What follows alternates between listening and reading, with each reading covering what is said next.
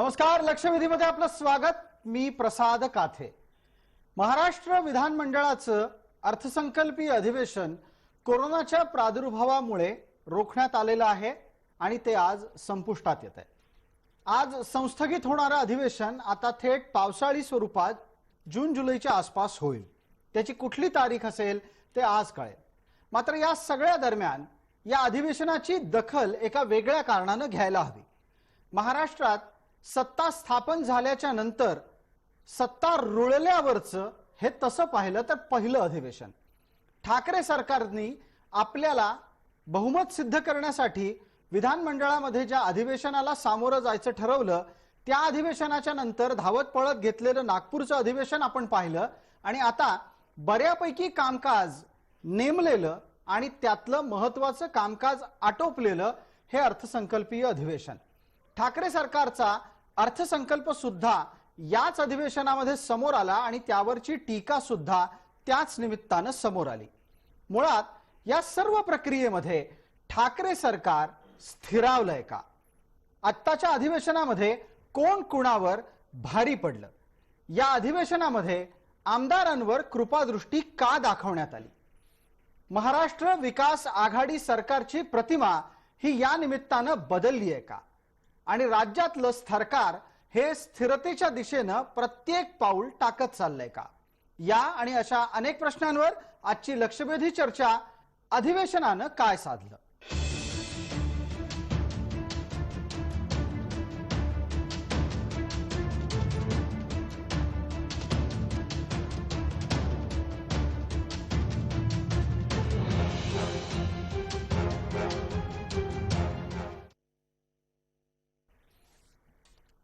या चर्चेत आपल्याबरोबर सहभागी होणारे मान्यवर कोण आहेत त्यांचा परिचय आपल्याला करून देतो। आपल्या सोबत आहेत भारतीय जनता पार्टीचे प्रवक्ता गणेश हाके, तसंच काँग्रेसच्या प्रवक्त्या हेमलता पाटील, राष्ट्रवादी काँग्रेसचे प्रवक्ता आपल्या सोबत आहेत महेश चव्हाण आणि शिवसेनेचे पुण्यातले शिवसैनिक कार्यकर्ते आपल्या सोबत सहसंपर्क प्रमुख श्याम देशपांडे जोडले जातील थोड्याच वेळात। राजकीय विश्लेषक या नात्याने आपल्या सोबत दोन मंडळी आहेत, संजय मिस्किन आणि चंद्रकांत शिंदे।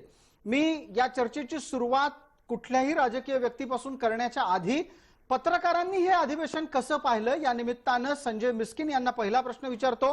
संजय मिस्किन, तुमच्या लेखी या अधिवेशनामुळे आणि या अधिवेशनात ठाकरे सरकार आपला खुंटा अधिक मजबूत करताना दिसतंय का?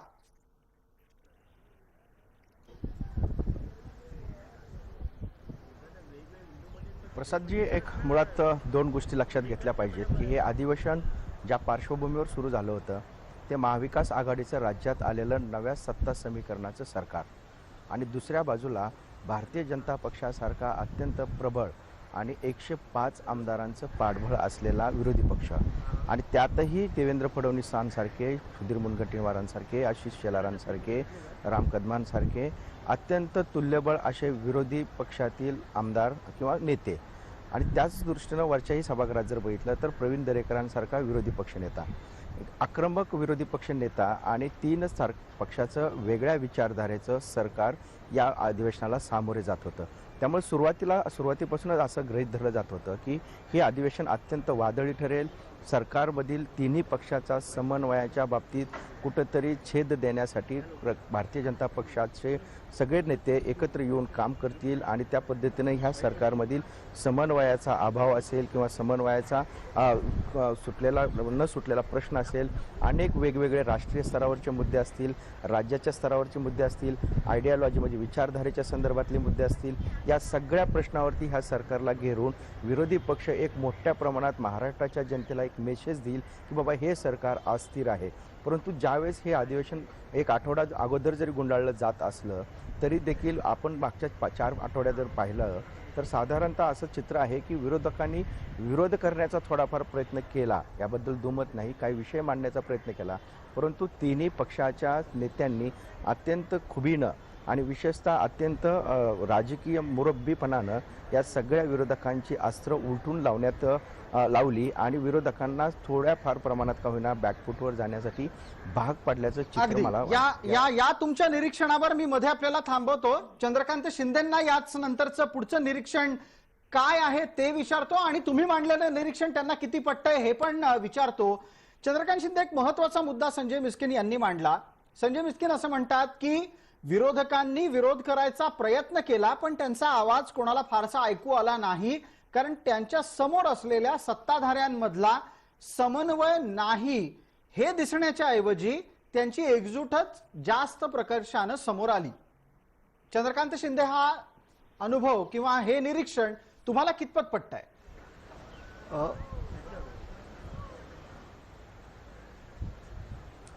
प्रसादजी, संजयने असं आता जसं सांगितलं तर त्याच्यामागे आपण अगोदर एक म्हणजे मला तर तसं काय वाटत नाही की विरोधक यशस्वी ठरले नाहीत सरकारवर हावी होण्यास. त्यांनी आपल्या परीने पूर्णपणे प्रयत्न केले आणि एका लिमिटपर्यंत किंवा एका मर्यादेपर्यंत ते सरकारवर भारी पडलेलेच आहेत. हे जर आपण गेल्या 2 आठवड्याचा कामकाज जर पाहिलं तर आपल्याला त्याच्यातून दिसून येतं. म्हणजे उदाहरण आता सांगितलं की सावरकरांचा मुद्दा, तर सावरकरांचा मुद्दा जेव्हा काढला तेव्हा ते शिवसेना त्यावेळेला खरोखरच बॅकफुटवर गेलेली होती. ठीक आहे, थोडक्यात काय, तुमच्या लेखी विरोधकांनी आपल्या पद्धतीनं रणनीती आखली, सत्ताधाऱ्यांनी आपल्या पद्धतीनं रणनीती आखली. आता राजकीय भूमिकांकडे जाऊ. मला पहिला प्रश्न गणेश हाकेंना विचारायचा आहे. गणेश हाके, आपण सर्वात मोठ्या विरोधी पक्षाचे प्रवक्ते या नात्यानं चर्चेत येत आहात. तुमच्या लेखी या अधिवेशनामध्ये भारतीय जनता पार्टीनं लक्षवेधीपणे मांडलेला मुद्दा कुठला, जनतेला लक्षात राहील असा कुठला मुद्दा आहे?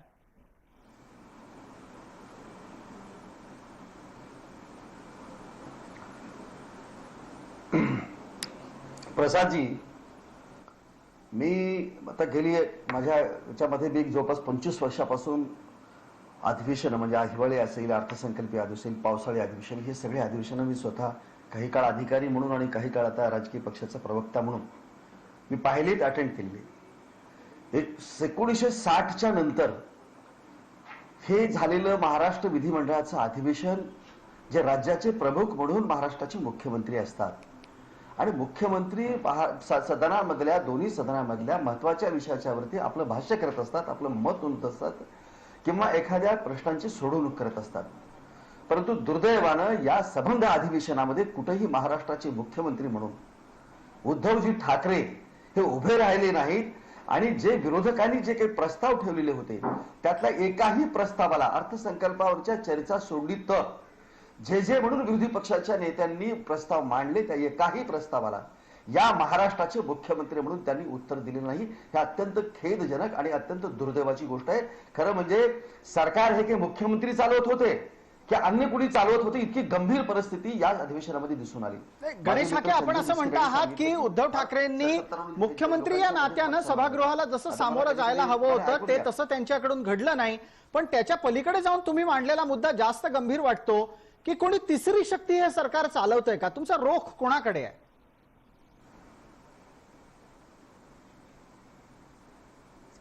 आणि मी ते सांगितलं ना की दुर्दैवानं मला आता संजय मिस्किनच्या संदर्भामध्ये बोलावं असं वाटतं की ते माझे मित्र आहेत, पण आज एकदम ते असं एखाद्या महागाडीचे प्रवक्ते असल्यासारखं का बोलले मला कळलेलं नाही. की दुर्दैवाने मी सांगतो की संबंध म्हणजे सरकार गणेश हाके पत्रकारांवर अशी शेरेबाजी करून काही असं होणार नाहीये. तुम्हाला एका बाजूला गणेश संजय मिस्किनांची भूमिका पटली नाही तर तुम्हाला चंद्रकांत शिंदेची भूमिका आवडली असं म्हणायचंय का? मग आपापल्या पद्धतीनं त्यांचं निरीक्षण आहे, तुम्ही पत्रकारांना या वादात राजकीय घेऊ नका. त्यांनी आपापल्या पद्धतीनं भूमिका मांडलेल्या आहेत. नाही,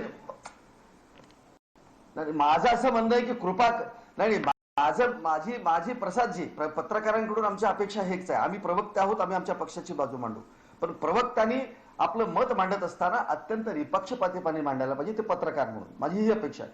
म्हणून जे जगाला दिसत होतं, लोकांना दिसत होतं, मला म्हणून नव्हे, पक्षाचा प्रवक्ता म्हणून नव्हे, तर लोकांना जे दिसत होतं विसंवाद, अहो सरकार स्थापन झाल्यापासून या तिन्ही पक्षांमध्ये इतक्या मोठ्या प्रमाणातला विसंवाद होता. तो विसंवाद त्यांच्या अधिवेशनाच्या काळामध्ये मला सांगा दिसून आला. एक जण म्हणतो आम्ही हा मुस्लिम आरक्षणाच्या संदर्भातला आम्ही ठराव होणार, तोच एक मंत्री म्हणतो त्याला लगेच सरकार अशा स्वरूपाचा आम्ही प्रस्ताव आणणार नाही. म्हणजे एका मंत्र्यांनी, एका पक्षाच्या मंत्र्यांनी बोललं की दुसरं त्याला उत्तर. सावरकरांच्या संदर्भात प्रस्ताव जेव्हा आला त्यांचा, तेव्हा मला सांगा की त्या प्रस्ताव म्हणजे अत्यंत दुर्दैवाची गोष्ट आहे. तुम्ही मांडलेले दोन मुद्दे पोहोचले. पहिला मुद्दा तुमचा असा आहे की मुस्लिम आरक्षणाच्या बाबतीत या सरकारमध्ये विसंवाद नाही का दिसून आला. दुसरा तुमचा प्रश्न उपस्थित राहतो, सावरकरांच्या मुद्द्यावर शिवसेना बॅकफुटवर गेली की नाही गेली. आत्ताच्या घडीला श्याम देशपांडे या चर्चेत अपेक्षित आहेत, थोड्या वेळात ते आपल्या बरोबर जोडले जातील, ते शिवसेनेच्या मुद्द्यावर बोलतीलच. पण आता काँग्रेस आणि राष्ट्रवादीचे दोन्ही पक्षांचे प्रवक्ते आपल्या सोबत आहेत. मी हेमलता पाटील यांना आधी विचारतो. हेमलताजी, आत्ताच्या घडीला या सरकारमधला विसंवाद अधोरेखित करणारं हे अधिवेशन होतं, या निरीक्षणावर प्रतिक्रिया द्या. नाही, आपण जेव्हा पहिल्यांदा बोलताना म्हटले की ठाकरे सरकार उळतानाचं हे पहिलं अधिवेशन होतं आणि ती वस्तुस्थिती आहे. परंतु काय झालंय की देवेंद्र फडणवीस हे अजूनही स्वतःला मुख्यमंत्र्याच्या रोलमधून विरोधी पक्षाच्या रोलमध्ये न्यायलाच तयार नाहीयेत. त्यामुळे संपूर्ण अधिवेशनभर ज्या पद्धतीने आकारतांडव चाललं, आरडाओरड चालली, तुम्ही चुकीच्या पद्धतीने सत्तेवरती आला हे झालं, किंवा ते सोडलं तर दुसरं म्हणजे मग शिवसेनेला सतत चिमण्यांनो परत या अशा पद्धतीची आर्त हाक मारून झाली, परत आपल्या बरोबर येण्याचं आव्हान झालं. याच्या व्यतिरिक्त विरोधी पक्षांनी कुठलंही ठोस काम केलं नाही. आपण बघितलं की सभागृहात अत्यंत हेमलता महत्त्वाची पाटील, बिलं आली. आपण असं कोणत्या अधिकाराने आणि कोणत्या आधाराने म्हणता आहात की विरोधी पक्षांच्या नेत्यांची भूमिका अद्यापही आणि मानसिकता ही अद्याप मुख्यमंत्र्यांचीच आहे? ज्या पद्धतीने देवेंद्र फडणवीस सभागृहामध्ये बोलत होते आणि सतत म्हणजे दोषारोप की बाबा तुम्ही चुकीच्या पद्धतीने सत्तेवरती आलाय, अनैतिक सरकार आहे, म्हणजे अजित पवारांना मध्यरात्री आपल्या बरोबर घेऊन भल्या पहाटे शपथविधी केलं, ती नैतिकता होती. आणि जेव्हा 3 पक्षाचं सरकार एकत्र आलं, ज्या पद्धतीने आता शेतकऱ्यांच्या कर्जमाफीपासून जी सगळी बिल आली, मातृभूमी सक्ती, मराठी भाषा सक्तीचं करणं असेल, दिशा कायद्यामध्ये कशी अंमलबजावणी करणं असेल, विषयांतर करताय हेमलताताई, आपण विषयांतर करता आहात. कृपा करून चर्चा आहे या सभागृहातल्या एकूण मला अजिबात या चर्चेमध्ये रस नाहीये. पहिली गोष्ट, गणेश हाके आतापर्यंत गणेश हाके म्हणून आपण जे काही केलेलं आहे, ती मी ऐकली. गणेश हाके, एक मिनिट ऐका. गणेश हाके, हेमलता पाटील यांचं निरीक्षण पूर्ण होऊ द्या. गणेश हाके, त्यांचं निरीक्षण पूर्ण झालं की तुम्हाला उत्तर द्यायची संधी मिळणार आहे. हेमलताजी, कृपया वेळेची मर्यादा पाळा. बऱ्यापैकी आज आपल्यासोबत मान्यवर असल्यानं प्रत्येकाला समान न्याय मिळावा हा आपला दृष्टिकोन आहे. अशा पद्धतीची चर्चा होऊ शकत नाही. गणेश हाके मगाशी जे काही बोलत होते मी शांतपणे ऐकलं. मला माझ्या पक्षाची भूमिका मांडू देत. 3 वेगवेगळ्या पक्षाचं सरकार सत्तेवरती असताना सुद्धा ज्या पद्धतीने महत्वाचे विषय ह्या पटलावरती आले ते मंजूर करून घेतले गेले. अर्थसंकल्पामध्ये राज्यावरती 5 लाख कोटीपर्यंत कर्ज असताना ज्या पद्धतीने रिलीफ देण्याचा प्रयत्न केला गेला, हे सगळंच अत्यंत चांगल्या पद्धतीने महाविकास आघाडीने हाताळलेलं आहे आणि ते चांगल्या पद्धतीने अधिवेशन त्यांनी पार पाडलेलं आहे. ठीक आहे हेमलता पाटील, आपला मुद्दा लक्षात आला. तुमच्या मुद्द्याला एक पटकन उत्तर गणेश हाकेंकडून घ्यायचं आहे. गणेश हाके, 30 सेकंदाचा वेळ आहे. मुख्य आक्षेप थेट काँग्रेसचा हा देवेंद्र फडणवीस यांच्यावर आहे, त्याचं उत्तर तुम्ही द्यायला हवं.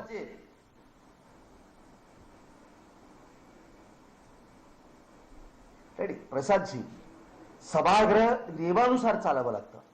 सभागृह कशासाठी आहे? ही लोकप्रतिनिधी आहेत आणि सभागृहामध्ये मांडलेल्या कुठल्याही विषयावरती चर्चा होऊन निर्णय व्हायला पाहिजेत. हेमलता ताई जे म्हणाले ना, सगळे प्रस्ताव मंजूर झाले, सगळे प्रस्ताव म्हणजे लोकशाही पद्धतीने मंजूर झाले. अहो, गदारोळामध्ये तुम्ही सगळ्या गोष्टी मंजूर केल्या. विरोधी पक्षाच्या लोकांचं म्हणणं ऐकून घेतलं, त्यांना बोलू दिलं, चर्चा झाली. न चर्चेविना सगळे प्रस्ताव मंजूर करण्यात आले. याला लोकशाही म्हणत नाहीत, याला हुकुमशाही म्हणतात. आणि महाआघाडीचं सरकार या ज्या पद्धतीनं आज सत्ता चालवतं ती हुकुमशाहीचाच एक प्रकार आहे. गणेशाके, उत्तर मिळालंय. सरकार लोकशाही नाही हुकुमशाहीने चालवलं जात आहे. मला महेश चव्हाण यांना संधी द्यायची, पण महेशजी काही क्षण अजून थांबा. पटकन याच्यावर एक पत्रकारांची निरीक्षण नोंदवून घेऊयात. संजय मिस्किन, तुम्हालाही 30 सेकंदाचा वेळ आहे आणि चंद्रकांत शिंदे, तुम्हालाही 30 सेकंदाचा वेळ आहे. सुरुवातीला संजय मिस्किन, आपण बोलणार आहात विरोधी पक्ष नेत्यांच्या वर्तनावरचा आक्षेप काँग्रेसचा कितपत योग्य आहे, आणि त्याचबरोबर चंद्रकांत शिंदेसाठी दुसरा प्रश्न त्यानंतर. आधी संजय मिस्किन उत्तर देणार आहेत.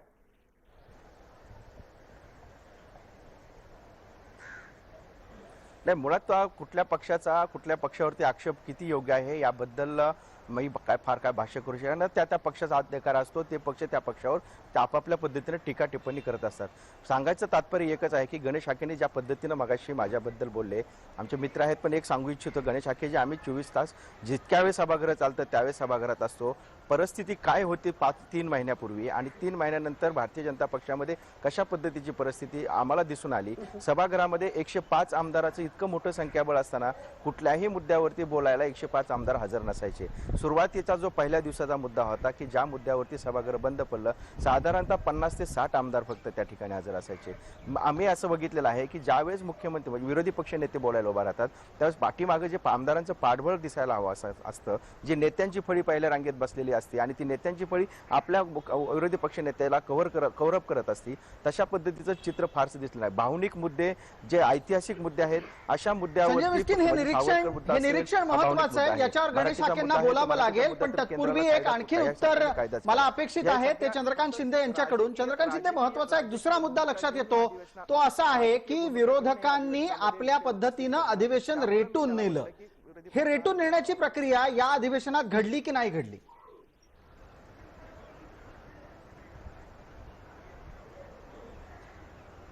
विरोधकांनी रेटून नेलं असं म्हणता येणार नाही आपल्याला, कारण जर आपण आता म्हणजे आपला मगाशी आपला विषय अर्धवट राहिला की खरोखर विरोधक भासले का, त्याचं म्हणजे एक छोटंसं उदाहरण आपल्याला घेता येईल की रवींद्र वायकर आणि अरविंद सावंत यांची नेमणूक केली मुख्यमंत्री उद्धव ठाकरे यांनी, परंतु नंतर त्यांना जेव्हा कळलं की ह्याच्यामध्ये आपल्याला अडचण विधानसभेत होऊ शकते, अधिवेशनात होऊ शकते, त्याला दोघांच्या नियुक्त्या त्यांना रद्द कराव्या लागल्या. म्हणजे ह्याच्यापेक्षा आणखी मोठं यश विरोधकांचं काय असू शकतं? म्हणजे दुसरा मुद्दा असा येतो, सत्ताधाऱ्यांनी नियमानं सभागृह चालवलं का, हाही एक दुसरा महत्वाचा मुद्दा आहे. पत्रकार या नात्याने चंद्रकांत शिंदे, त्याच्यावर तुमचं निरीक्षण अपेक्षित करतो.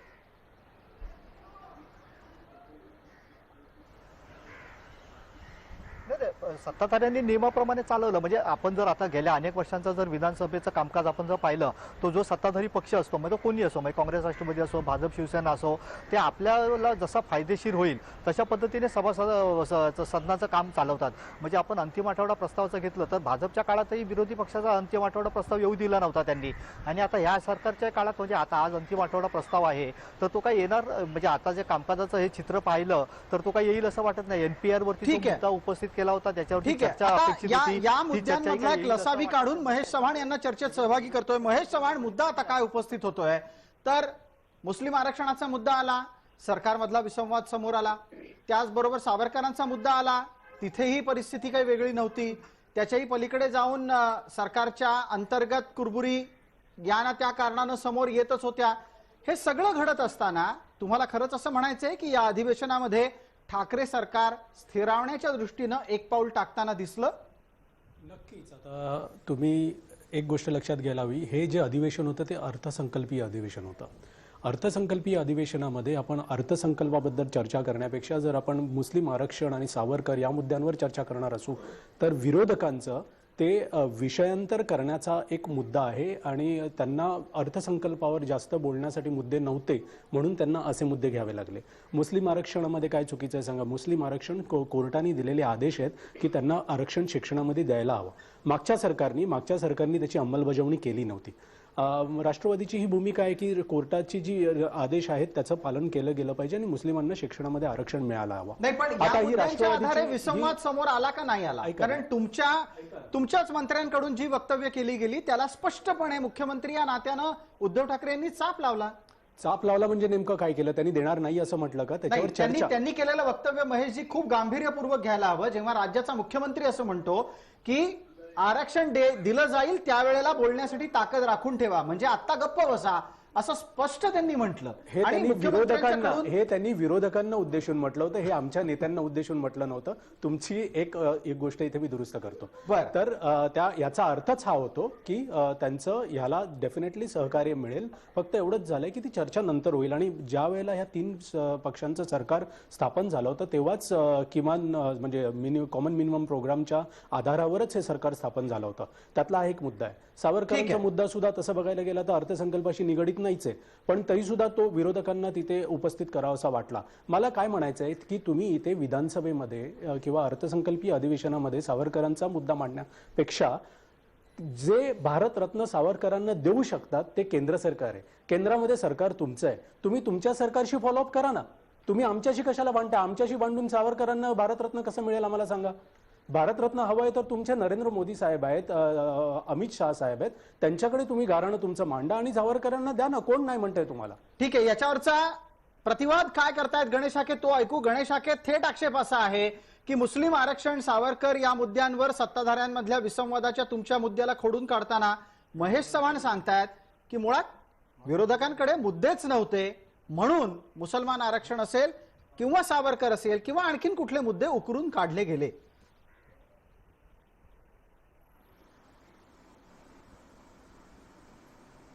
प्रसादजी, मला आता महेश चव्हाणजींना मला सांगायचं आहे की हे अर्थसंकल्पीय अधिवेशन जरी असलं तर अधिवेशनामध्ये महाराष्ट्रातल्या एकूण मला सांगा की जर अर्थसंकल्पीय अधिवेशन असेल तर मला सांगा अर्थसंकल्पाच्या पलीकडच्या चर्चा आणि प्रस्ताव ह्या अधिवेशनामध्ये मंजूर झाले नाही आहेत का? चर्चा झाली नाही का त्याच्यावरती? माझं म्हणणं असं की कृपा करून मला असं वाटतं की लोकांना असं काहीतरी दिशाभूल होईल करायला असं भाष्य करू नका चपचवांचे. मला सांगा की दोन गोष्टी आहे की सावरकर हे महाराष्ट्राचे सुपुत्र आहेत आणि त्यांना महाराष्ट्राच्या या सदनामध्ये त्यांच्याबद्दलचा असं ठराव पास होणं हे मला असं वाटतं की महाराष्ट्राचं भूषण होतं. एकूण महाराष्ट्रातल्या आपल्या सावरकरांच्या बद्दलचा आदर व्यक्त करण्याची ही सभागृहाला संधी होती. पण दुर्दैवानं हे नाही केलं. आणि ते कोणी नाही केलं तर ज्यांनी आतापर्यंत सावरकरांच्या विचारांचा टेंबा मिरवला, त्यांच्या विचारांचा आहोत म्हणून लोकांकडून भीक मागून मतं मागितली, त्या मतांच्या वरतीच आतापर्यंत मोठे झाले, त्याच लोकांनी सावरकरांच्या संदर्भामध्ये जेव्हा असा प्रस्ताव सदनामध्ये जे आम्ही ठेवला तेव्हा यांनी त्याला विरोध केला.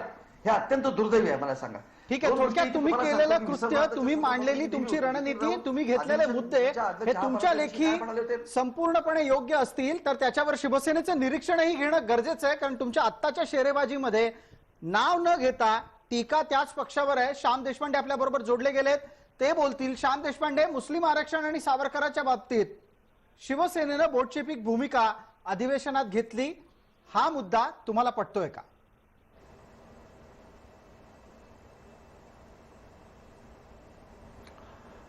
मुळामध्ये सावरकरांना भारतरत्न द्यावं म्हणून आमचे खासदार श्रीकांत शिंदे यांनी 3 वर्षापूर्वी संपूर्ण महाराष्ट्रामध्ये मोठी सह्यांची मोहीम शिवसेनेच्या माध्यमातून राबवली होती. महाराष्ट्राचे तत्कालीन मुख्यमंत्री माननीय देवेंद्रजी फडणवीस यांनी 2दा केंद्र शासनाला, माननीय पंतप्रधानांना, स्वर्गीय विनायक दामोदर सावरकर स्वातंत्र्यवीरांना भारतरत्न द्या असं 2दा पत्र लिहिलं. त्या दोन्ही पत्रांना केंद्र शासनाकडून केराची टोपली दाखवण्यात आली. त्याच्यावर कुठचाही अंमल झाला नाही. गेल्या निवडणुकीच्या वेळेला जाहीरनाम्यामध्ये त्यांनी सावरकरांना आम्ही भारतरत्न देणार, त्याच्याबरोबर महात्मा ज्योतिराव फुल्यांनाही भारतरत्न देणार असं जाहीरनाम्यामध्ये टाकलं होतं. ते लोकांची मतांची भीक न मागता कशासाठी टाकलं होतं हे भारतीय जनता पार्टीने आणि गणेश हाके यांनी संपूर्ण महाराष्ट्राला सांगावं. मुळामध्ये अर्थसंकल्पीय अधिवेशनामध्ये शिवसेनेची कशी कोंडी करता येईल या एकाच विचारांनी पछाडलेल्या आमच्या सहकारी मित्रांनी हा विषय उकरून काढला एक. आणि दुसरं, मुस्लिम आरक्षणाच्या बाबतीमध्ये जर घटनेमध्ये धर्माच्या आधारावर आरक्षण देण्याची तरतूद असेल तर त्याचा विचार हे तिन्ही पक्षाचे वरिष्ठ नेते करतील आणि त्यावेळेला जो प्रस्ताव येईल त्यावेळेला त्याच्यावर काय निर्णय होईल समपूर्ण महाराष्ट्राला कळणार आहे. तो काय आताच्या घडीला मुस्लिम आरक्षणाच्या संदर्भात शिवसेनेची भूमिका नक्की समजायची काय? आघाडीचं सरकार आहे. श्याम देशपांडे, मी पण एक प्रश्न विचारतोय की मुस्लिम आरक्षणाच्या बाबतीत शिवसेनेची आताची भूमिका समजायची काय? माननीय मुख्यमंत्री माननीय मुख्यमंत्री महोदयांनी त्या दिवशी सांगितलेलं आहे की महाविकास आघाडीमध्ये हा विषय चर्चेला आलेला नाहीये आणि महाविकास आघाडीचं शासन ज्यावेळेला महाराष्ट्रामध्ये सत्तेवर आलं त्यावेळेला घटनेला धरून हे शासन चालणार आहे. घटनेमध्ये ज्या ज्या तरतुदी असतील त्या तरतुदीनुसार हा संपूर्ण शासनाचा कार्यकाळ पार पडेल असं माझं मत आहे. ठीक आहे गणेश हाके, मी आपल्याला संधी देतो, पण तत्पूर्वी एक प्रश्न मी पटकन चंद्रकांत शिंदे यांना विचारतोय. चंद्रकांत शिंदे, आपण इथे असलेल्या प्रवक्त्यांची मतं ऐकली असतील. इथे 2 प्रवक्त्यांची एकाच मुद्द्यावर 2 वेगळी मतं सत्ताधारी गटाच्याच 2 प्रवक्त्यांची कशी समोर आली आहेत पहा. राष्ट्रवादीचे प्रवक्ते सांगतायत की मुस्लिम आरक्षण हा कॉमन मिनिमम प्रोग्रामचा भाग आहे, किमान समान कार्यक्रमाचा. श्याम देशपांडे म्हणतायत की याच्यावर वरिष्ठ नेत्यांची चर्चा अद्याप झालेली नाही मवियामध्ये. हे असं का घडावं? चंद्रकांत शिंदे. असं असं नाही, असं मी असं तेच म्हटलं ना की राष्ट्रवादीचे हे तीन मंत्री पक्षाचे जे माननीय सरकार आहे, जयंतराव या तीन पाटील साहेब यांनी पक्षामध्ये सुद्धा यांच्या आपसात actually मीडियासमोर हे येऊन सत्तेसाठी सांगितलं. तिघे एकत्र बरं आले. बरं, एक तिघांची मिनिट विचारधारा याच्यावर वेगळी आहे. पत्रकारांचं निरीक्षण पण शामराव राष्ट्रवादीचे ऐकून घ्या. नवाब कारण कसं आहे, राष्ट्रवादीचे बऱ्याचदा मंत्री जे आहेत, between the Nawab lines Malik, त्यांनी काय सांगितलं गोष्टी की आम्ही घडतात मुस्लिमांना याचं 5% विश्लेषण आरक्षण देऊ. पत्रकार अधिक चांगलं करू शकतात. राजकीय व्यक्तींना त्यांचे त्यांचे दृष्टिकोन असतात. चंद्रकांत शिंदे उत्तर देतात ते आपण ऐकणार आहोत.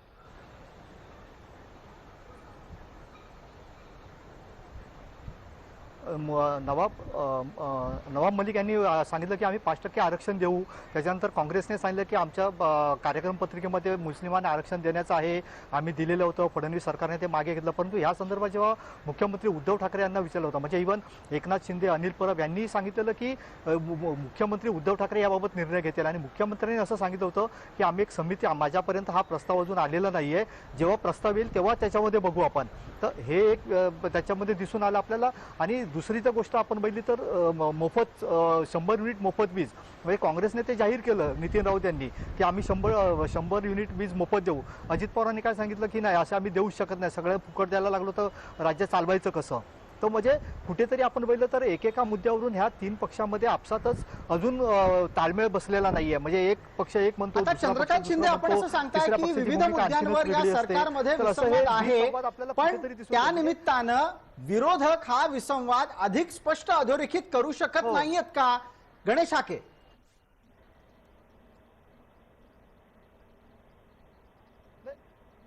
आम्ही अधोरेखित करत नाहीये. आम्ही त्याच्यासाठी हे सगळे मुद्दे सभागृहामध्ये आमचे नेते मांडतायत.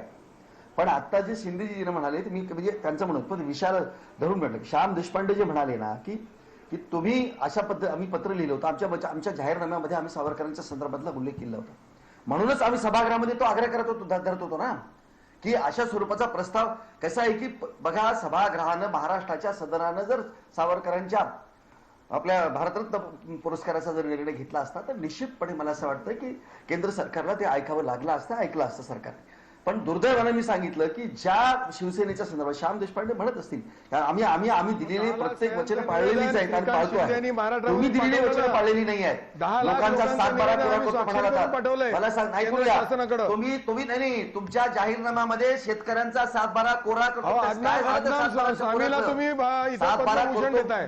कोरा करतो आदनाम असं स्वामीला वचन दिलेलं देताय. होतं की नाही तुम्ही लोकांना? सावरकरांचं नाव तुम्ही बांधावर घोषित जाऊन करत तुम्ही नाहीये. सांगितलं होतं का नाही? त्याच्यामध्ये ह्या शासनाचा काय संबंध आला? 25,000 हेक्टरी अनुदान देऊ, 50,000 रुपये हेक्टरी अनुदान देऊ सांगितलं होतं का नाही तुम्ही? 7,30,000 शेतकऱ्यांना शेतकरी कर्ज माफ झालं. कुठल्या रांगेत उभे राहिले नाही, पाळलं नाही, मुळे तुमची अत्यंत कोंडी झालेली आहे बरं का. नाही, तुम्ही आता श्याम देशपांडे, श्याम देशपांडेजी, तुम्ही आता म्हणालात की आम्ही राज्य घटनेप्रमाणे चालू. हो ना, घटनेप्रमाणे चालत असाल तर घटनेमध्ये धर्मावर आधारित आरक्षण नाही. हे ठोकपणे सांगत का नाही तुम्ही? सांगा, धर्मावर आधारित आरक्षण नाही, आम्ही मुसलमानांना आरक्षण देऊ शकत नाही. हे का सांगत नाही? का विचारत नाही? उद्धव साहेबांनी तुम्हाला सांगितलं की आमच्याकडे याच्यामध्ये एक मिनिट, या शिवसेना भारतीय जनता पार्टीच्या नेहमीच्या प्रवृत्तीला हस्तक्षेप करून थांबावं लागतंय. श्याम देशपांडे आणि गणेश हाके कृपया थोडा वेळ थांबा. याच्यामध्ये एक मुद्दा महेश आपल्या सोबत चव्हाण आहेत, महेश चव्हाण, त्यांना जोडायचा आहे. त्यानंतर पुढच्या मुद्द्यावर आपल्याला जायचंय, कारण वारंवार त्याच मुद्द्यात घोळत राहणं काही हासिल होणार नाही. महेश चव्हाण, पटकन आपली भूमिका मांडा. थोडक्यात मांडतो. गणेश हाके, आपण अर्थसंकल्प सोडून इतर विषयांवर मुस्लिम आरक्षण आणि सावरकर यांच्यावर चर्चा करतोय. तुमचं हे यश आहे, हे मला मान्य करावं लागेल, कारण तुम्हाला तेच हवं आहे. बरं, आता मी तुम्हाला मुस्लिम आरक्षणाबद्दल बोलतो. मुस्लिम आरक्षणाबद्दल आत्ताच तुम्ही म्हणालात की घटनेच्या विरोधात हे काम करताय. तुम्हाला असं म्हणायचं आहे का न्यायालयाने मुस्लिम आरक्षण 5% शिक्षणामध्ये दिलं पाहिजे असा आदेश दिलाय, तो न्यायालयाने घटनेविरोधात आदेश दिलाय? तुम्ही याचं उत्तर द्या, मग आम्ही तुम्हाला माझ्या पुढच्या तुमच्या प्रश्नाचं उत्तर देतो. ठीक आहे, याच्यावरचं एक पटकन उत्तर असेल तर गणेश हाके आपण द्या, अन्यथा आपल्याला विषय बदलावा लागेल. कारण काय आहे, एकाच विषयावर किती काळ चर्चा करत राहणार? सुप्रीम कोर्ट, तुम्ही सरकार म्हणून बसलेले सत्तेत आहात, तर तुम्ही ते लागू का करत नाही? मग माझं म्हणणं आहे, सुप्रीम कोर्टाचा तुम्ही जर आधार करता, 5 वर्ष सत्तेत होतात, तुम्ही का लागू केलं नाही त्याचं उत्तर द्या आधी. गणेश हाके, तुम्ही ते का लागू करत नाहीत? मग तुम्ही 5 वर्ष सत्तेत होतात, तुम्ही जेव्हा सत्तेवर आलात त्याच वेळेला न्यायालयाने ते आदेश दिले होते, त्याचं पालन तुम्ही का नाही केलं? आम्ही आता करणार आहोत. आम्ही अधिवेशनामध्ये घोषणा केलेली आहे आणि आता आम्ही आघाडी सरकारमधल्या तिन्ही पक्षांची समन्वय समितीमध्ये त्याची चर्चा होईल आणि आम्ही नक्कीच त्याच्यावर विचार करू. नाही. हेमलता पाटील यांचं निरीक्षणही तुम्ही याच्यावर बघा, घेणं गरजेचं आहे, कारण असं- दलित आणि असं मुसलमानांची वोट वोट बँक ही काँग्रेसची नेहमी परंपरागत वोट बँक राहिली आहे. हेमलता पाटील या मुस्लिम आरक्षणावरून नक्की चाललंय काय? राष्ट्रवादीचे आमदार मंत्री याच्यावर सर्वाधिक बोलतायत आणि काँग्रेसच्या लोकांना मात्र नंतर बोलताना पाहिलं जात आहे. तर मी बोलताना प्लीज गणेश हाकेंना फक्त मध्ये बोलायला सांगू नका. दोन गोष्टी आहेत. ठीक आहे, आपण गणेश तसा हाके- प्रयत्न करू. लोकशाही आहे, गणेश अर्थात हाके- लोक लोकशाहीमध्ये बऱ्याचदा बोलण्याच्या भूमिकेवरच ठाम असतात. गणेश हाके मगाशी बोलताना एक वाक्य खरं बोलले की सावरकरांचा उपयोग हा राजकारणासाठी केला आणि तो भारतीय जनता पक्षाने वेळोवेळी केला. आपण बघितलं की ज्या पद्धतीने मुख्यमंत्री म्हणजे माजी मुख्यमंत्री ज्या पद्धतीने सभागृहामध्ये बोलत होते, सावरकरांचा विषय आला, परंतु गेल्या 5 वर्षामध्ये कधीही सावरकरांच्या पुण्यतिथी दिवशी त्यांना अभिवादन करायचं यांना सुचलं नाही. गेल्या 5 वर्षात हा कार्यक्रम कधी राबवला नाही. त्याचप्रमाणे थोर हेमलताजी राष्ट्रपुरुष- एक मिनिट, हेमलताजी एक मी मिनिट, मी एक मी मिनिट, मी मध्ये एक मिनिट, थांबवतोय एक तुम्हाला. मिनिट, काय आहे ना, एक आपण मिनिट, परत एक परत मिनिट. जुन्या मुद्द्यांवर नाही, जाण्यात नाही, हासील नाही. मुस्लिम- चर्चा आता मुस्लिम आरक्षणाची होती, नाही, कृपया नाही, त्याच्यावर नाही, या. नाही, आणि थोर राष्ट्रपुरुषांच्या यादीमध्ये सावरकरांचं नाव टाकायला फडणवीस विसरले होते, हे पण या ठिकाणी मला बोलायचं नमूद नाही, करायचं आपण आहे. हेमलता आणि ताई ज्या पद्धतीने बोलतायत ना, त्यानंतर नाही, ते नाही, असं बोलले, त्यानंतर ते असं बोलले की आमच्याकडून चुकून राहून गेला असेल तर तुम्ही ते दुरुस्त करा. त्यामुळे त्यांना सावरकरांबद्दल किती प्रेम आहे या ठिकाणी स्पष्ट झालं. बरं, पहिला ठीक विषय आहे. मुस्लिम आरक्षणाच्या संदर्भामध्ये हायकोर्टाने स्पष्ट निर्देश दिलेले आहेत आणि हायकोर्ट हे घटनेप्रमाणे चालतो. आम्ही घटनेशी बांधील आहोत आणि उद्धव ठाकरे सुद्धा आपल्या मनोगतामध्ये हेच बोलले की जो न्यायालयाचा निर्णय असेल तो माझ्या पुढे विषय आल्यानंतर बघू. त्यामुळे मुस्लिम आरक्षणाच्या बाबतीत तिन्ही पक्षांमध्ये कुठलाही विसंवाद नाहीये. ठीक आणि आहे, जो उत्तर न्यायालयाचा मिळालं. निर्णय हेमलताजी उत्तर मिळालं. संजय मिस्किन मिस्किन यांची एक प्रतिक्रिया याच्यावर घेणं गरजेचं आहे. संजय मिस्किन, आपण प्रसादजी, या 5 सगळ्या वर्ष वादाला त्यांच्या गणेशजी थांबा जरा, उद्धव गणेशजी ठाकरेंच्या थोडा वेळ समोर थांबा, येणार नाही. गणेशजी थोडा वेळ 5 थांबा. वर्ष याच्यावर एक त्यांच्या- पत्रकारांचं निरीक्षण त्यांच्यासमोर येणारच नोंदवतोय. नाही. संजय मिस्किन आपल्या सोबत आहेत. संजय मिस्किन, मला एका गोष्टीचं उत्तर द्या. खरंच कोणाला तरी कुठल्याही पक्षाला मनापासून मुस्लिम आरक्षण द्यायचंय की द्यायचंच नाहीये आणि राजकारणासाठी प्रत्येकालाच या मुद्द्याचा वापर करायचा आहे?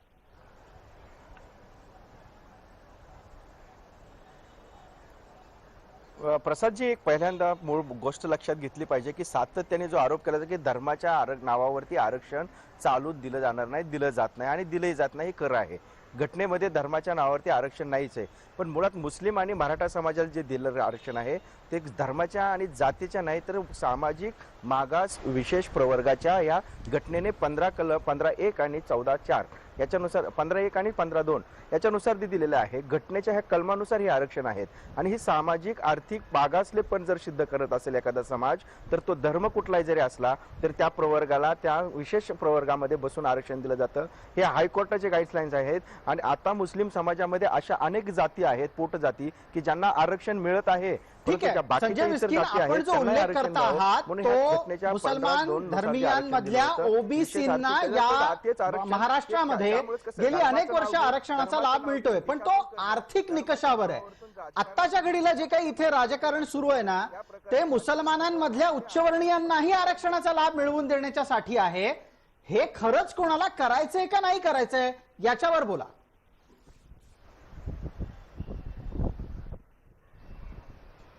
करायचं म्हणजे मुळात मागच्या विधानसभेने जो कायदा केला होता, जो ऑर्डिनन्स पास करून ते मराठा समाजासमोर मुस्लिमांच्या 5% आरक्षणासाठी केलं होतं, ते आरक्षणाचा हायकोर्टामध्ये व्हॅलिड झालं. 5% शिक्षणातलं आरक्षण द्या याच्यासाठी व्हॅलिड झालं आणि त्याचा डाटा जो आयोगाने न्यायालयाने ग्राह्य धरला होता तो सच्चर कमिटीने नेमलेला त्या आयोगाचा डाटा होता. त्याच्यामुळे 5% आरक्षणाचा कायदा करणं अभिप्रेत होतं. पण तो मागचं 2014 मध्ये सत्तांतर झाल्यानंतर जे नवीन सरकार आलं त्या सरकारने पुढच्या विधिमंडळ अधिवेशनामध्ये त्याचं कायद्यात रूपांतर केलं नाही, म्हणून ते 5% आरक्षण इनव्हॅलिड झालं. ठीक आहे, पण त्याच्याबद्दल भारतीय जनता पार्टीच्या सरकारची भूमिका स्पष्ट आहे. त्यांना द्यायचंच नाही आरक्षण. ते कधी म्हणतायत की आम्हाला आरक्षण द्यायचंय. माझा वेगळा प्रश्न होता, मी त्याचं उत्तर पटकन एकदा हेमलता पाटलांच्याकडून शोधण्याचा प्रयत्न करतो. हेमलता पाटील, गेल्या 100 दिवसाच्या मवियाच्या सरकारमध्ये तुम्ही अनेकदा महत्वाचे काही तात्काळ निर्णय घेतलेले आहेत आणि त्या प्रत्येक निर्णयाच्या संदर्भातली बातमी अधोरेखित होत असताना फडणवीसांना दणका अशाच स्वरूपाची झाली. हे सगळे निर्णय जर तुम्ही घेऊ शकत होतात तर या 100 दिवसामध्ये एका GR निशी मुस्लिम आरक्षण शिक्षणामध्ये लागू करायला कोणी अडवलं होतं? नाही, आता ते आरक्षण लागू करण्याच्या संदर्भामध्ये तिन्ही पक्षांनी एकत्र बसून ते आरक्षण कशा पद्धतीने लागू करायचं आणि कसे हायकोर्टाने जे निर्णय दिले ते पाळायचे ते ठरलेलं आणि त्या पद्धतीने ते लागू होईल. त्याच्यामध्ये कुठल्याही कोणाला शंका असण्याचं कारण नाही आणि नाही, कुठलाही मुद्दा विसंवाद शंकेचा नाहीये. त्याच्यामध्ये हेमलताजी, शोधण्याचं कारण मुद्दा नाहीये. कोणी शंकेचा घेतच नाहीये.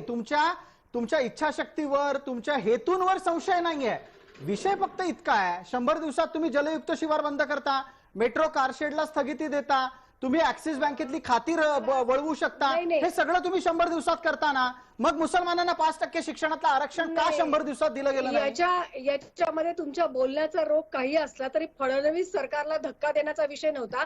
जे निर्णय चुकीच्या पद्धतीने घेतले होते, ज्याच्यामध्ये भ्रष्टाचार झाला असा संशय होता, ज्याच्यामध्ये लोकांचं ऑब्जेक्शन होतं, ते निर्णय फिरवलेले आहेत. त्यामुळं फडणवीस सरकारला म्हणजे ऍक्सिस बँकेचा धक्का कशासाठी हेमलताजी, दिला? मी एवढंच किंवा- म्हणतोय. नाही. हेमलताजी, मी एवढंच म्हणतोय. हे बघा, तुम्हाला in माझ्या बोलण्यातला तुम्हाला काय रोख जाणवला मला माहिती नाही, पण तुम्ही अनेक निर्णय घेतलेत ना, लोकहिताचेच अनेक निर्णय 100 दिवसात घेतलेत. तर हा आणखीन एक लोकहिताचा निर्णय का झाला नाही 100 दिवसात? हाही निर्णय होणार आणि लवकरच होणार. बरं, ठीक आहे. आपण असा आशावाद व्यक्त करता आहात. गणेश हाकेंना विचारतो. गणेश हाके, 100 दिवसात मुस्लिम आरक्षणाचा निर्णय का झाला नसेल? श्याम देशपांडेंना बोलायला सांगा या निर्णयाबद्दल. तुम्ही विनाकारण इथे अजून भूमिका आग लावायची घेऊ नका. माफ करा, हा शब्द तुम्हाला आवडणार नाही. मी तुम्हाला थेट विचारलंय, तेवढ्याच उत्तर द्या कृपया. गणेश हाके, शिवसेनेची भूमिका डबल ढोलकी नसते. मी जी भूमिका आहे ती स्वच्छ मांडलेली आहे. कुठलाही निर्णय तिन्ही पक्षांच्या बैठकीत ठरतो, तर तिन्ही पक्षांच्या बैठकी झाल्यानंतर तिन्ही पक्षाचे शीर्षस्थ नेते निर्णय करतील. त्याच्याबद्दल तुम्ही काळजी करू नका. मी तुम्हाला एकच सांगतो, या अधिवेशनामध्ये समन्वय समितीची कुणाला बैठक काय झाली, मिळालं, काय मिळालं त्याच्यावर नाही. का उत्तर सापडली नाही? 100 दिवसात मुसलमानांना 5% शिक्षणाचं आरक्षण का नाही दिलं गेलं? चालवावं लागतं असं आपण म्हणालात ना देशपांडेजी. मग घटनेमध्ये अशी तरतूद आहे का धर्मावर आधारित आरक्षण नाही, माननीय देण्याची? मुख्यमंत्री महोदयांनी सांगितलेलं आहे. आपण म्हणालात ना की आम्ही घटनेनुसार राज्य चालवत आहोत. अहो, ते घटनातज्ञ बघतील ना, ते घटनातज्ञ बघूनच निर्णय करतील. नाही, गणेश हाकेंना कधीपासून घटनेचं एवढं प्रेम वाटायला लागलं? आणि तसं सरकारला सांगतील. कधीपासून एवढं प्रेम वाटायला लागलं? वाट. ठीक आहे, या मुद्द्यावर मुळामध्ये- थांबवतोय आपल्या सगळ्यांनाच. महेश चव्हाण यांना वारंवार यावर एक भूमिका मांडायची. महेशजी, 30 सेकंद आहेत आपल्याला. गणेश हाके, आम्ही 2014 मध्ये मुस्लिमांना आरक्षण दिलं होतं. तुम्ही आत्ताची काय गोष्ट करताय? त्याच्यानंतर 5 वर्ष तुम्ही होतात, तुम्ही त्याचा कायदा नाही बनवलात. आता स्पष्टपणे इथे सांगितलं गेलं की तुम्हाला मुस्लिमांना आरक्षण द्यायचंच नाहीये आणि तुम्ही आमच्या उद्दिष्टांवर तुम्ही काय संशय घेताय? आम्हाला द्यायचंय. आमच्या नवाब भाई मलिक जे आहेत मंत्री, त्यांनी ऑलरेडी त्याची घोषणा सुद्धा केली आहे. फक्त एवढंच आहे की महाराष्ट्र विकास आघाडीचे समन्वय समितीमध्ये हा विषय मांडला जाईल आणि त्यावर चर्चा होईल. त्याला विलंब लागतोय, त्याच्या मागे कारण एवढंच आहे की हे आरक्षण कायद्याच्या कसोटीवर टिकलं पाहिजे. आपण म्हणून त्याच्यावर न्यायालयाचा विलंब आदेश लावत असताना नाहीये. कशाला कायद्याच्या कसोटीवर टिकलं पाहिजे असं म्हणताय आता? एक्झॅक्टली. मग आता जो प्रश्न मगाशी विचारला गेला होता की तुम्ही का वेळ लावताय, तर आम्ही तुम्हाला हे सांगतो की आम्ही 2014 मध्येच दिलाय. हो, बरोबर आहे ना. आम्हाला आता चालेल 100 दिवस. आमच्या जर मनामध्ये काही शंका असते किंवा आम्हाला जर याच्यावर राजकारण करायचं असतं तर आम्ही विलंबच लावला असता. ठीक आहे. महेश चव्हाण, या विषयावर इथे याचसाठी तुम्हाला थांबवलं. एक छोटी जाहिरातीची विश्रांती गरजेची आहे. लक्षवेधीच्या पुढच्या भागात लवकरच परत येतोय.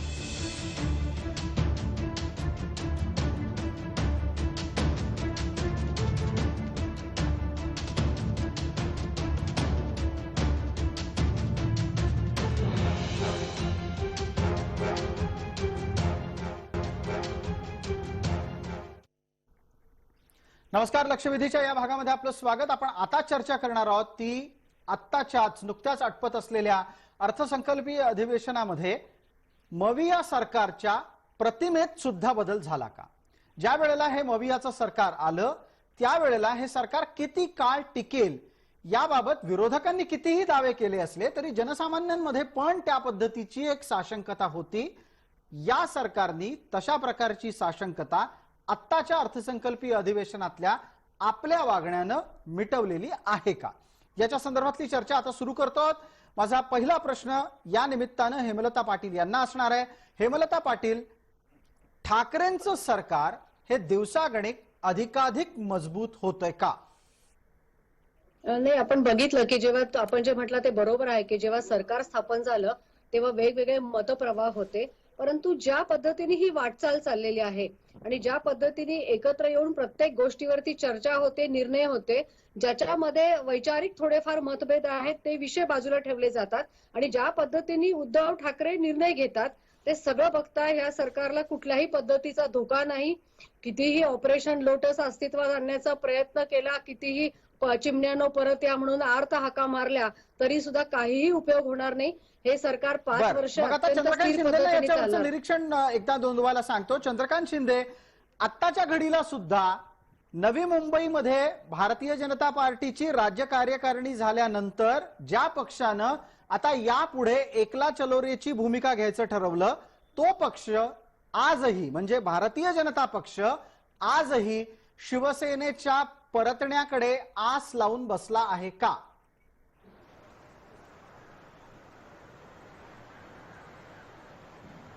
प्रसादजी, आता हेमलताजी जसं म्हणाले, आता ती एक गोष्ट खरं तर खूप महत्त्वाची आहे की सरकार हे जेव्हा तयार झालं तेव्हा अनेकांना शंका वाटत होती की हे सरकार किती दिवस टिकेल, परंतु त्यांनी जसं सांगितलं की ह्यात म्हणजे शिवसेनेला तर सत्तेची गरज आहे, पण शिवसेनेसोबत राष्ट्रवादी आणि त्याच्यापेक्षा काँग्रेसला सत्तेची जास्त गरज आहे. त्यामुळे किती काही झालं, किती अपमान सहन करावा लागला तरी हे तिन्ही पक्ष एकत्र राहतील आणि 5 वर्षाचा कार्यकाळ पूर्ण करण्याचा त्यांचा प्रयत्न राहील. तुम्ही असं म्हणता की हे सरकार 5 वर्ष पूर्ण त्यांचा कार्यकाळ करणार आहे. गणेश हाके, मग कोणत्या कारणांनी भारतीय जनता पार्टी अजूनही या आशेवर दिसते? किमान विधानसभेमध्ये जी वक्तव्य झाली त्या आधारे मी तुम्हाला विचारतोय की असं का दिसतंय की भाजपला आजही शिवसेनेच्या परतण्याची आशा आहे?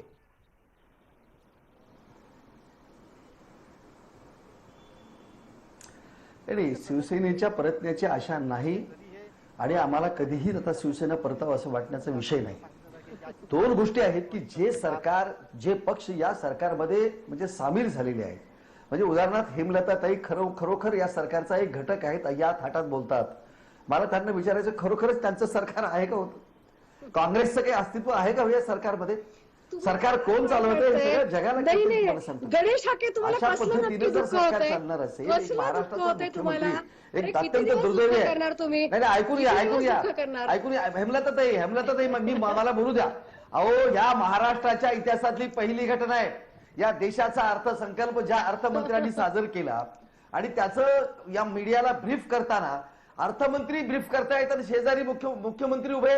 अहो, किती अत्यंत केबिलवाणी परिस्थिती असते. कधी घडलंय का? मग कसं घडलं असतं? शेजारी कसं घडतं म्हणजे ते? आपल्या सरकारबद्दलचा अर्थसंकल्पाबद्दलचं तुम्हाला मत मांडताना कळली पाहिजे. महाराष्ट्राचा मुख्यमंत्री आणि तुमचे काँग्रेसचे बाळासाहेब थोरात तिथे बाजूला उभे राहिलेले, म्हणजे एकदा आधार लक्षात. माझं म्हणणं असं आहे की अहो, नाही, ऐकून घ्या हेमलताताई, एक मिनिट. गणेश हाके, हेमलता पाटील, दोघांनी काही क्षण माझा ऐका. आता मी हस्तक्षेप करतोय तुमच्या दोघांच्याही वादामध्ये, पण गणेश हाकेंनी मांडलेल्या एका मुद्द्याला मात्र आपल्याला उत्तर शोधावं लागेल. एका बाजूला हे सरकार सत्तेसाठी स्थिर राहील असं पत्रकारांचं निरीक्षण असताना दुसऱ्या बाजूला महत्वाचा मुद्दा आहे आणि तो निश्चितच काँग्रेस बाबत आहे.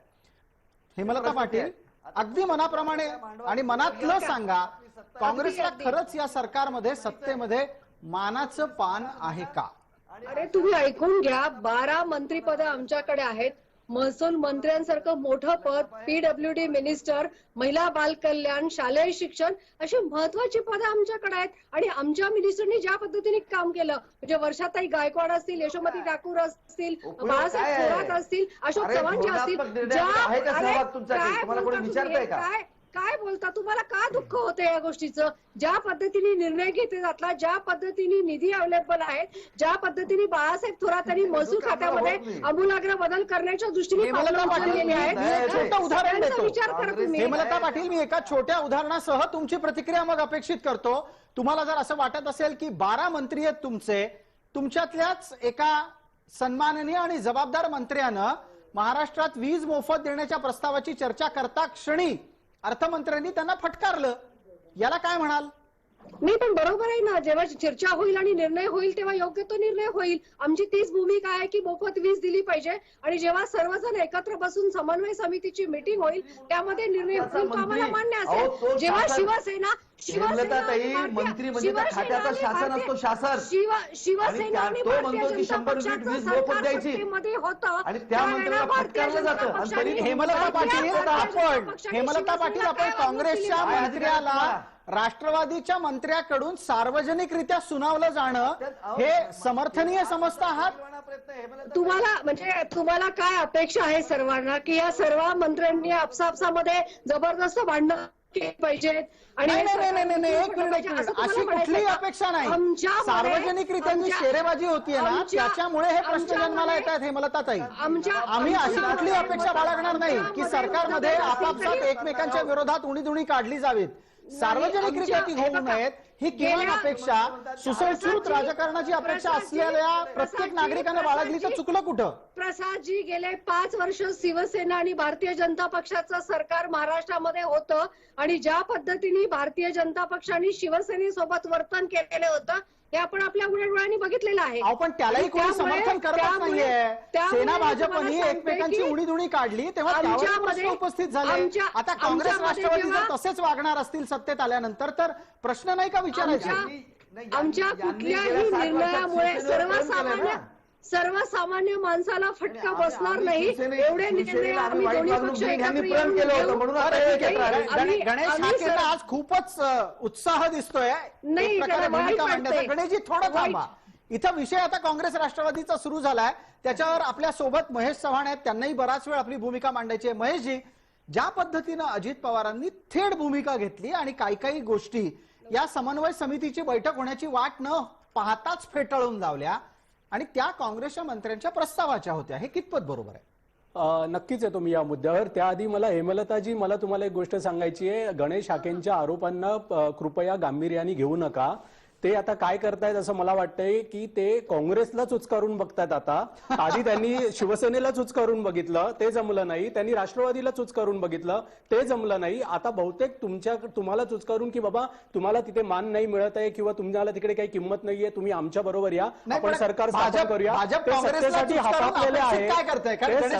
गणेश हाकेंच्या बद्दलचा एक नवा मुद्दा तुम्ही महेश चव्हाण आणताय. गणेश हाकेंना एका दगडात 2 पक्षी मारायचे आहेत. काँग्रेसलाच उचकारून आपल्याकडे आले तर ठीक, नाही तर काँग्रेसलाच करायचं आणि काँग्रेस नाराज झालं तर सरकारमधून बाहेर पडेल आणि यांचं सरकार पडेल. असं काहीतरी त्यांना करायचं असेल एखाद्या वेळेस. ठीक आहे, चालेल. तुम्ही सल्ला दिलाय हेमलताजींना की गणेश हाकेंच्या मतावर व्यक्त होऊ नका, पण किमान या शो मध्ये त्यांना बोलतं करावं लागेल मला. आपण आपल्या मुद्द्यावर येऊ.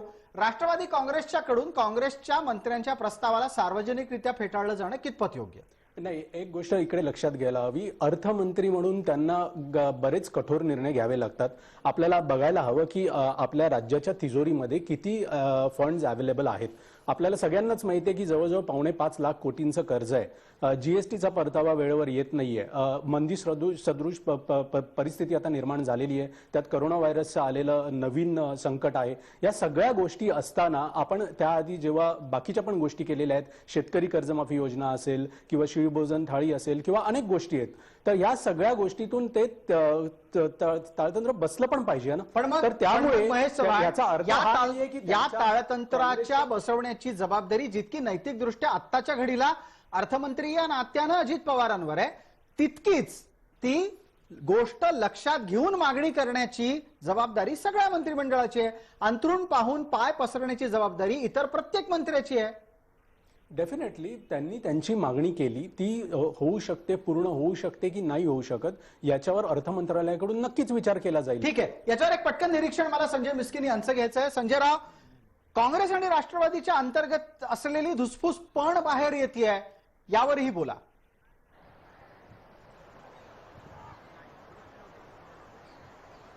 प्रसादजी, तुम्ही आणि आपण दोघांनी मिळून 15 वर्ष काँग्रेस आणि राष्ट्रवादीचं सरकारचा कारभार पाहिलेला आहे आणि 15 वर्ष हा कारभार पाहत असताना रोजच्या धुसफूस आणि दररोजच्या टीका टिप्पण्या आणि असलेल्या विसंवादावरती आपण भरभरून लिहिलेलं आहे, तुम्हीही बोललेला आहे, तुम्ही केलेला आहे.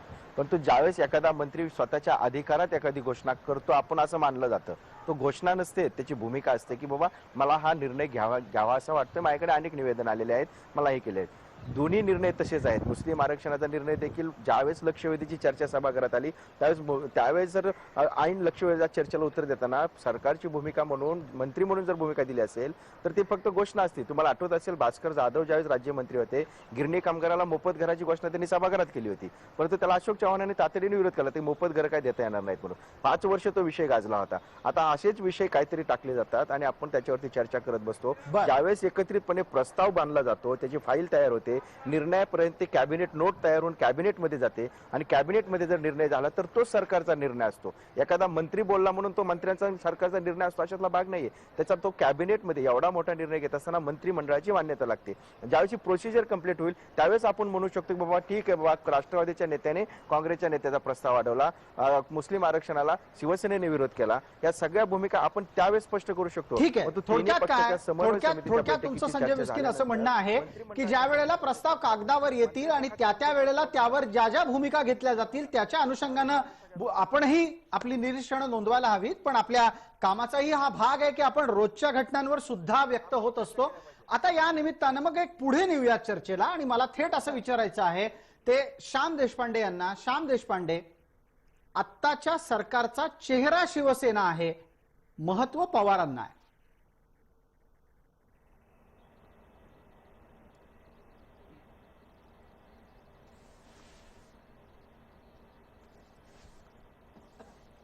श्याम देशपांडे, माझा आवाज आपल्यापर्यंत पोहोचला असेल तर ठीक, अन्यथा मी माझा प्रश्न परत एकदा आपल्यापर्यंत पोहोचवतो. प्रश्न असा आहे की या सरकारमध्ये चेहरा ठाकरे, महत्व पवारांना आहे, यावर तुम्ही सहमत आहात का?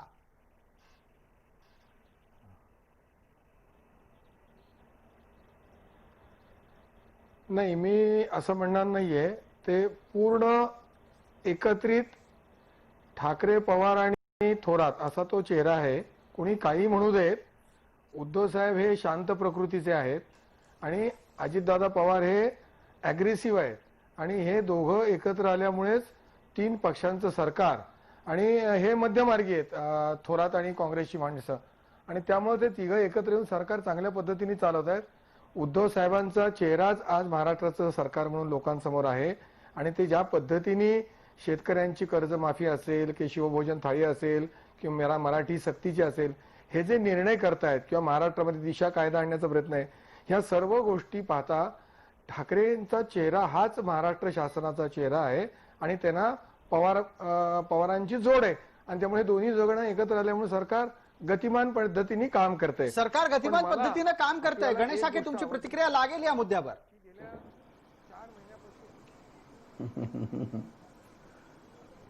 नाही, म्हणूनच म्हटलं की खरं म्हणजे ठीक आहे. म्हणजे आता श्याम देशपांडे असं कबूल करणार नाही, त्यांना ते म्हणजे करावं असं अपेक्षा नाही. पण 2 गोष्टी आपल्याला एक स्पष्ट दिसतात त्याच्यामध्ये की सरकार कोण चालवत आहे. हे आता मला सांगतो की हे किती जरी म्हटलंय की उद्धवजींचा चेहरा आहे, शिवसेना मुख्यमंत्री, मी ते सांगितलं ना, या संपूर्ण अधिवेशनामधल्या तुम्ही सगळे दिवस जर बघितले आणि आतापर्यंतच मी सांगितलं की प्रत्येक विरोधकाच्या किंवा कुठल्याही महत्वाच्या धोरणात्मक प्रश्नांच्या वरती मुख्यमंत्री स्वतः बोलत असतात आणि मुख्यमंत्र्यांची भूमिका असते, मुख्यमंत्री स्वतःची मतं मांडत असतात. या संबंध अधिवेशनामध्ये एकाही विरोधकाच्या प्रस्तावाला मुख्यमंत्र्यांनी उत्तर दिलेलं नाही आहे. मी तुम्हाला सांगतो हे काय कशाचं लक्षण आहे. सगळी उत्तरं, काही जे बोलले असेल तर ते अजित पवार बोलले, इतर, पण मुख्यमंत्री कुठल्याही संदर्भामध्ये, मी सांगितलं सावरकरांच्या संदर्भातला प्रस्ताव होता म्हणजे त्यांनी अब्सेंट राहणं कबूल केलं पण त्या सभागृहात आले नाही. म्हणजे माझं असं म्हणणं आहे की हे तोंड लपून फिरण्याचा जो प्रकार आहे ना, तो मला असं वाटतं की नाही, एखाद्या विशिष्ट मुद्द्यावरती मुख्यमंत्र्यांनी ठामपणे आपली भूमिका मांडली पाहिजेत, विचार मांडले पाहिजेत, ही महाराष्ट्राची परंपरा आहे. याच्यावर एक पटकन प्रतिक्रिया येते ती महेश चव्हाण यांच्याकडून, ती ऐका जरा. गणेशजी, आता तुम्ही जे काही म्हणालात ना ते बहुतेक उद्धव ठाकरे नरेंद्र मोदींकडून शिकले असावेत, कारण नरेंद्र मोदी संसदेमध्ये काहीच बोलत नाहीत, कधीच कोणावरच्याच प्रस्तावांना किंवा प्रश्नांना उत्तर देत नाहीत. एखाद्या वेळेस त्यांचं, आता तुमचे एवढे महान नेते आहेत ते, त्यांचं जर अनुकरण यांनी केलं तर तुम्हाला एवढा राग का येतोय? अहो पण मग महेश चव्हाण, उद्धव ठाकरे नरेंद्र मोदींचं अनुकरण करायला लागले, हे तुम्हाला आवडत आहे का? सुधीर मुनगंटीवारांनी आमची तोंड लपवण्याची मांडणी. आता मी जे बोललो ते मी सरकास्टिकली बोललो सर. अच्छा अच्छा अच्छा, ठीक हे आहे. त्याच्यातलं सरकाझम ऐकायला पाहिजे. अच्छा, गणेश पण हाकेंसाठी हे होतं. श्याम देशपांडेंना काही पटलेलं दिसत नाहीये तुमचं निरीक्षण किंवा एकूणच गणेश हाकेंची प्रतिक्रिया. वेळेची मर्यादा आहे श्यामराव, तेव्हा कृपया मर्यादित वेळेमध्ये सांगा. मी आपल्याला 30 सेकंद देतोय. हो, एका मिनिटात बोलतो. ठीक आहे. एका मिनिटात बोलतो. एका मिनिटात. सुधीर भाऊ मुनगंटीवार, महाराष्ट्राचे माजी प्रदेशाध्यक्ष आणि अर्थमंत्री, यांनी तुमचं तोंड दाखवणं बंद केलेलं आहे. अख्ख्या महाराष्ट्राला विधान भवनामध्ये सांगितलं की कुणी कुणाला फसवलं. भारतीय जनता पार्टीने शिवसेनेला फसवलं. हे जे सत्य अनेक दिवस तुम्ही लपवत होतात ते सत्य त्यांनी समोर आणलेलं आहे आणि आता तुम्हाला तोंड दाखवण्याची पाळी येणार आहे. ठीक आहे. उद्धव ठाकरे हेमलता साहेब पाटील, कुठेही तोंड आपलं लपवत निरीक्षण नाही. गरजेचं आहे. या चर्चेमध्ये आपल्यालाही 30 सेकंद आहेत. कृपया वेळेची मर्यादा पाळा. प्रसादजी, कसं आहे की काही मुख्यमंत्री जे असतात ते अत्यंत आक्रस्ताळेपणाने काम करतो असं दाखवतात. प्रत्यक्षात तसं काम होत नाही. त्याच्या उलट उद्धव ठाकरेंची प्रतिमा आहे. अत्यंत शांतपणे आणि अत्यंत व्यवस्थित निर्णय घेतले. म्हणजे जे आपण बघितलं की 100 दिवसामध्ये ज्या पद्धतीने निर्णय घेतले, त्यामुळं ते काहीतरी शॅडो कॅबिनेट चालवत आहे, त्यांच्या मागे कोणीतरी आहे. आणि शरद पवारांच्या बाबतीत बोलायचं झालं तर ते खरंच जाणते राजा आहेत. म्हणजे कुठे कोणाच्या बरोबर कितपत राहावं आणि किती एखाद्याला म्हणजे इंटरफेरन्स करावं, याच्या बाबतीत शरद पवार कधीही मध्ये येऊन इंटरफेरन्स करण्याचा त्यांचा स्वभाव नाहीये.